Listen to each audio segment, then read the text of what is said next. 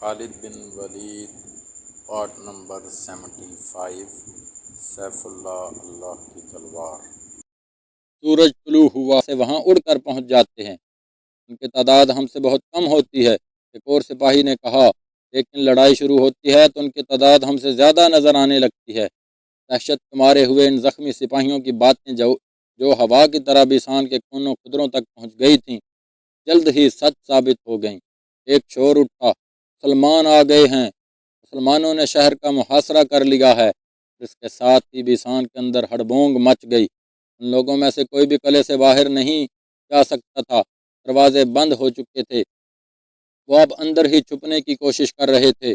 درہم و دینار اور سونا وغیرہ گھروں کے فرشوں میں دبانے لگے۔ رومی فوج قلعے کی دیواروں پر اور برجوں میں جا کھڑی ہوئی۔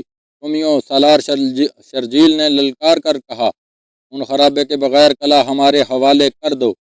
جواب میں اوپر سے تیروں کی بوچھاڑیں آئیں، لیکن مسلمان ان کی زد سے دور تھے۔ رومیوں، سالار شرجیل نے ایک بار پھر اعلان کیا، ہتھیار ڈال دو، جزیہ قبول کر لو، نہیں کرو گے تو بیسان کی اینٹ سے اینٹ بجا دیں گے۔ تم سب مردہ ہوگے یا ہمارے قیدی، ہم کسی کو بخشیں گے نہیں۔ رومی فوج میں تو مسلمانوں کی دہشت اپنا کام کر رہی تھی، لیکن اس فوج کے سالار اور دیگر عہدیدار جنگجو تھے، اپنی عسکری روایات سے اتنی جلدی دستبردار ہونے والے نہیں تھے۔ انہوں نے نہ ہتھیار ڈالنے پر آمادگی ظاہر کی، نہ جزیہ کی ادائیگی قبول کی۔ مسلمان ایک رات اور ایک دن مسلسل لڑے تھے۔ انہوں نے بھاگتے رومیوں کو تعاقب کیا جو بیسان تک آئے تھے۔ انہیں آرام کی ضرورت تھی۔ شرجیل رضی اللہ عنہ نے انہیں آرام دینے کے لیے فوری طور پر قلعے پر دعویٰ نہ بولا، البتہ خود قلعے کے ارد گرد گھوڑے پر گھوم پھر کر دیکھتے رہے کہ دیوار کہیں سے کمزور ہے یا نہیں، یا کہیں سے سرنگ لگائی جا سکتی ہے۔ 7-8 روز گزر گئے۔ رومی اس خوش فہمی میں مبتلا ہو گئے کہ مسلمان قلعے پر حلہ بولنے کی ہمت نہیں رکھتے، لیکن رومی سالار یہ بھی دیکھ رہا تھا اس کی اپنی فوج کی ہمت ماند پڑی ہوئی ہے۔ اس نے اپنی فوج کے جذبے کو بیدار کرنے کے لیے یہ فیصلہ کیا کہ وہ باہر نکل کر مسلمانوں پر حملہ کر دے، قلعے کی لڑائی کا فیصلہ قلعے سے باہر ہی ہو جائے۔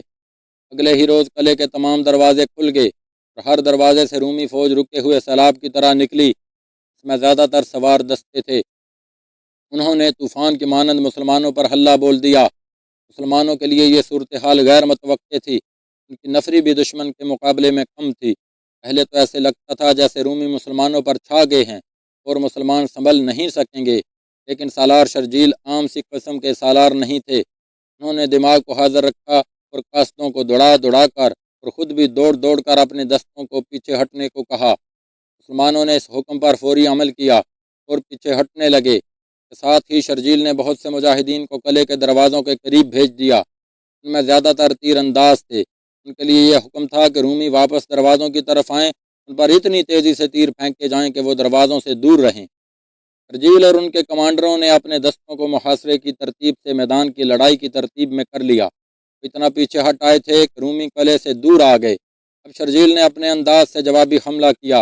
رومی اپنے حملے میں اتنے مگن تھے کہ وہ بکھرے رہے۔ مسلمانوں نے حملہ کیا تو رومی بے ترتیبی کی وجہ سے حملے کا مقابلہ نہ کر سکے۔ وہ قلعے کی طرف دوڑے، ادھر سے مسلمانوں کے تیروں نے انہیں گرانا شروع کر دیا۔ مسلمانوں کی تیر اندازی بہت ہی تیز اور مہلک تھی۔ رومیوں کا لڑنے کا جذبہ پہلے ہی ٹوٹا ہوا تھا، اب جذبہ بالکل ہی ختم ہو گیا۔ رومیوں کا جانی نقصان اتنا زیادہ تھا جسے وہ برداشت نہیں کر سکتے تھے۔ آخر انہوں نے ہتھیار ڈال دیے اور شرجیل کی شرطیں ماننے پر آمادگی ظاہر کر دی۔ انہوں نے جزیہ اور کچھ محصولات کی ادائیگی کرنے کی شرط بھی قبول کر لی اور قلعہ مسلمانوں کے حوالے کر دیا۔ بیسان مکمل طور پر مسلمانوں کے قبضے میں آ گیا۔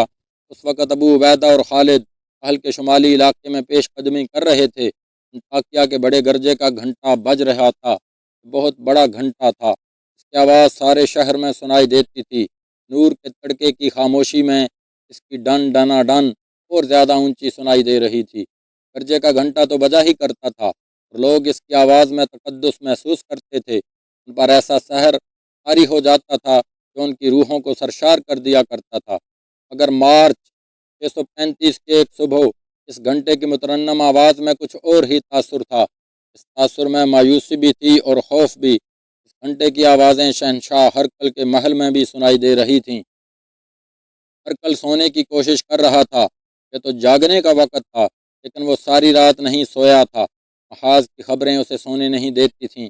اس نے مسلمانوں کی پیش قدمی کو روکنے اور انہیں ہمیشہ کے لیے ختم کرنے کے جو منصوبے بنائے تھے وہ بیکار ثابت ہو رہے تھے۔ مسلمان بڑھے چلے آ رہے تھے۔ ہرقل راتوں کو جاگتا اور نئے سے نئے منصوبے بناتا تھا، لیکن اس کا ہر ارادہ اور ہر منصوبہ مسلمانوں کے گھوڑوں کے سموں تلے روندا جاتا تھا۔ ایک نہایت حسین اور جوان عورت اس کے کمرے میں آئی۔ اس کی نئی بیوی زاران تھی۔ شہنشاہ آج رات بھی نہیں سوئے۔ زاران نے کہا، کیوں نہیں آپ ان سالار اور سپاہیوں کو سب کے سامنے تہے تیغ کر دیتے؟ جو شکست کھا کر واپس آتے ہیں اپنی جانیں بچا کر بھاگ آتے ہیں اور دوسرے سپاہیوں میں بد دلی پھیلاتے ہیں۔ شہنشاہ ہرقل پلنگ پر لیٹا ہوا تھا۔ زاران اس کے پاس بیٹھ گئی۔ ہرقل اٹھ کھڑا ہوا اور کمرے میں ٹہلنے لگا۔ زاران، اس نے رک کر کہا، وہ مسلمانوں کے ہاتھوں قتل ہو رہے ہیں۔ تم کہتی ہو کہ بچ کے آنے والوں کو میں قتل کر دوں؟ میں ان کا خدا نہیں۔ یہی ہیں جنہوں نے فارسیوں کو میرے قدموں میں بٹھا دیا تھا۔ فارسی ایسے کمزور تو نہیں تھے، ہماری ٹکر کی قوم ہے۔ مسلمانوں نے انہیں بھی ہر میدان میں شکست دی ہے، اب وہ ہمیں بھی شکست دیتے چلے آ رہے ہیں۔ میں مسلمانوں کی قدر کرتا ہوں۔ اگر ہمارے سالاروں نے ہتھیار ڈالے ہیں اس کا مطلب یہ نہیں کہ وہ کمزور ہیں، بلکہ مسلمان زیادہ طاقتور ہیں، ان کے سالاروں میں عقل زیادہ ہے۔ کیا شہنشاہ مایوس ہو گئے ہیں؟ زاران نے پوچھا۔ نہیں، ہرقل نے کہا، یہ مایوسی نہیں، ایک جنگجو کی تعریف کر رہا ہے۔ مسلمان اوچھے دشمن نہیں۔ اگر وہ مجھ سے ہتھیار ڈلوا لیں گے تم میرے پاس ہی رہو گی، وہ تمہیں مجھ سے نہیں چھینیں گے۔ زاران اس کا دل بہلانے کو آئی تھی، اس کے کچھ تنے اعصاب کو سہلانے آئی تھی۔